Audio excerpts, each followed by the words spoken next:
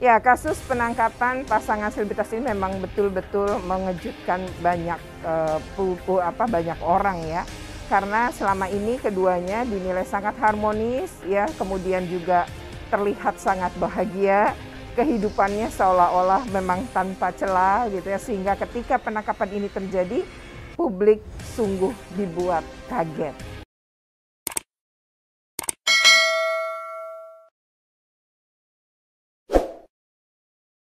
Assalamualaikum warahmatullahi wabarakatuh. Salam sejahtera untuk kita semua. Dalam video kali ini kita akan membahas tentang kasus yang saat ini sedang viral. Penangkapan pasangan selebritas Nia dan Ardi ini pastilah akan berpengaruh terhadap ketiga putra-putrinya, apalagi kalau proses hukum berjalan, termasuk ketika proses rehabilitasi mungkin akan dilakukan. Nah, sebelum membahas, jangan lupa untuk di-like, share, comment, and subscribe. Bagi yang sudah subscribe, ucapkan terima kasih. Bagi yang belum, segera ya bunyikan loncengnya. Ya, kasus penangkapan pasangan selebritas ini memang betul-betul mengejutkan banyak banyak orang ya. Karena selama ini keduanya dinilai sangat harmonis ya, kemudian juga terlihat sangat bahagia, kehidupannya seolah-olah memang tanpa celah gitu ya, sehingga ketika penangkapan ini terjadi, publik sungguh dibuat kaget. Nah, penangkapan ini sendiri ketika pemberitaan dilakukan, ketika konferensi pers sudah dilakukan dan lain-lain, memang terus-menerus ada terutama di media sosial. Dan ini juga berpengaruh ya misalnya terhadap Komisi Perlindungan Anak Indonesia, karena di terakhir ya unggahan netizen ya, komentar-komentar di dunia maya itu tampaknya memperbandingkan antara perlakuan KPAI terhadap anak artis dengan yang bukan artis. Walau sebenarnya yang nggak apple to apple juga gitu ya, foto-foto misalnya yang diunggah. Namun demikian ya, ini juga tetap menjadi perhatian setidaknya bagi saya yang merupakan salah satu komisioner di Komisi Perlindungan Anak Indonesia. Komentar yang muncul yang dikatakan bahwa KPAI akan melindungi anak-anak Nia dan Ardi terkait dengan cyberbully dan lain-lain, itu muncul di publik, muncul di media. Walau sebenarnya kalau dilihat pemberitaannya itu bukan pernyataan dari KPAI. KPAI adalah lembaga negara ya, sementara itu pernyataan dari Komnas PA. Komnas PA yang dipimpin oleh Aris Merdeka Sirait itu memang memberikan pernyataan itu, saya simak di beberapa media. Namun Komnas PA dengan KPAI tampaknya netizen masih belum bisa membedakan. Komnas PA adalah LSM ya, NGO, sementara KPAI adalah lembaga negara. Hingga detik ini kami sebenarnya di KPAI belum sama sekali membahas ya, bahkan di rapat pleno komisioner pun kami belum sama sekali melakukan pembahasan terkait kasus ini, dan kami juga belum menerima pengaduan terkait kasus ini. Namun viralnya memang KPAI dianggap ya dituding gitulah ya, lebih memperhatikan kemudian anak artis. Itu sebenarnya tidak benar. Siapapun ya, itu biasanya kami umum selalu ya menangani berbagai macam pengaduan terkait pelanggaran hak anak. Anak siapapun dimanapun ya, selama itulah diadukan ke KPAI, pasti kami akan proses, pasti kami akan lakukan penanganan sebagaimana mestinya. Jadi tidaklah tepat ya perbandingan yang dibuat sebenarnya oleh netizen di media sosial yang saat ini terkait dengan kasus misalnya anak-anak artis. Karena sebenarnya banyak pengaduan ya terkait pelanggaran hak anak yang tentu tidak mungkin kami expose ya. Setiap hari puluhan pengaduan masuk, baik secara langsung maupun secara online. Dan jumlah itu ya kalau kemudian dikalikan dalam 1 tahun tentu ribuan.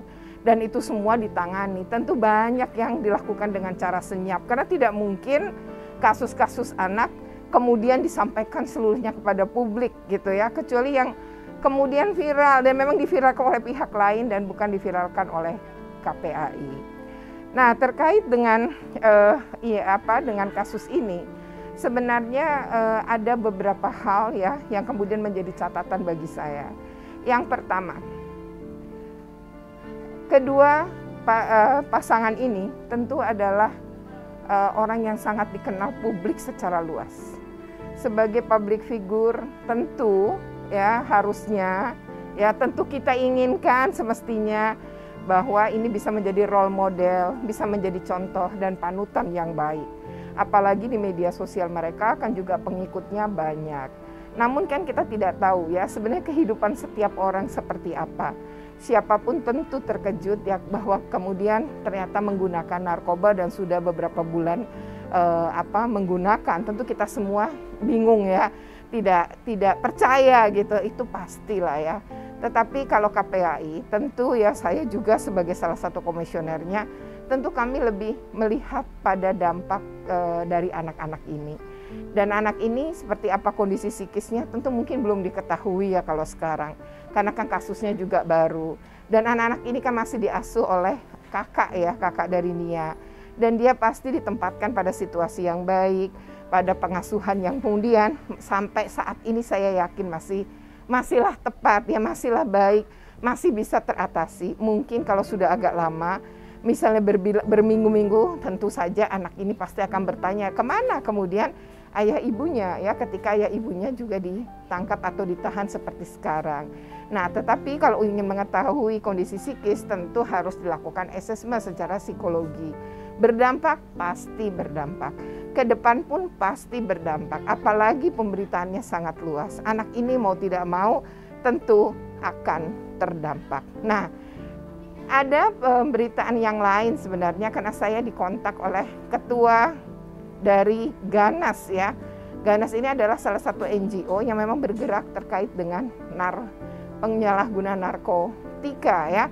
Bagaimana mereka mengkampanyekan supaya orang-orang ini tidak mengalami kecanduan atau tidak melakukan penyalahgunaan narkotika, bahkan beberapa advokasi memang mereka lakukan baik secara hukum maupun di luar hukum ya. Nah, mereka kemudian mengontak saya sebenarnya secara pribadi. Nah, ini sebagai sebuah penjelasan untuk mungkin tidak salah paham atau tidak ada kekeliruan dalam memahami konteks kenapa kemudian mereka mengkontak. Saya tentu tidak kenal dengan Pak Ioman ya. Beliau mengontak saya pada tanggal 5 Juli tahun 2021 melalui handphone. Saya tidak pernah menyimpan nomornya dan beliau mengetahui. Kemudian beliau memang bertanya kepada saya terkait apa tanggapan saya pada kasus penangkapan Nia dan Ardi. Namun pada saat itu saya menjawab secara umum saja dan KPAI saya nyatakan belum bersikap. Nah, lalu Ganas ini menyatakan akan bersurat kepada Menteri Pemberdayaan Perempuan dan Perlindungan Anak dan juga kepada KPAI. Saya menjelaskan juga kalau saya saat itu saya komisioner dan bukan ketua KPAI. Namun kemudian beliau bilang nggak apa-apa dan surat akan dikirim. Surat pun dikirim, dilayangkan. Sebenarnya tertanggalnya 8 Juli, berarti kan 3 hari setelah kontak dengan saya. Nah, pada tanggal 8 Juli surat dikirim, tetapi itu melalui WA dulu. Dan waktu itu mereka ingin ketemu atau audiensi. Tapi saya katakan sedang PPKM maka KPAI tutup kantornya. Karena tutup, maka kami meminta untuk kita schedule aja surat, nggak apa-apa dikirimkan, nanti akan dibahas. Ternyata di dalam surat itu memang menuliskan UP-nya langsung kepada saya, Retno Listiarti.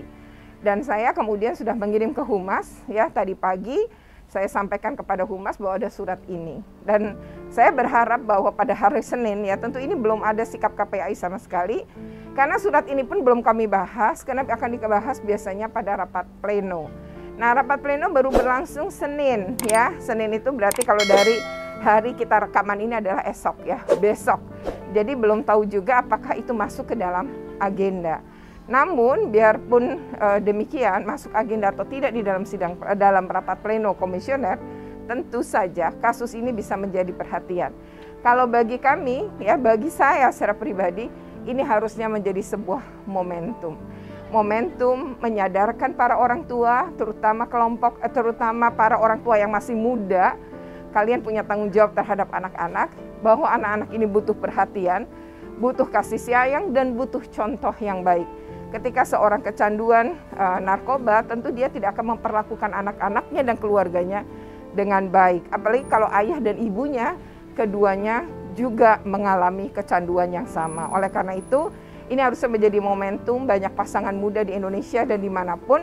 Mestinya, ya harusnya Kalau Anda merasa punya anak, apalagi anak itu sedang tumbuh kembang, anaknya masih di bawah umur, butuh pendampingan, butuh perhatian, butuh contoh, maka jangan dekati barang haram yang bernama narkoba itu ya. Mestinya jauhi ya, dan tidak ada untungnya, tidak ada sama sekali kebaikan ketika kita menggunakan itu ya. Oleh karena itu stop penggunaan narkoba. Dan bagi mungkin yang menonton video ini dan kalian sedang mencoba-coba atau bahkan mungkin sudah jadi pengguna, coba pikirkan ketika memiliki anak-anak ya, siapapun dia.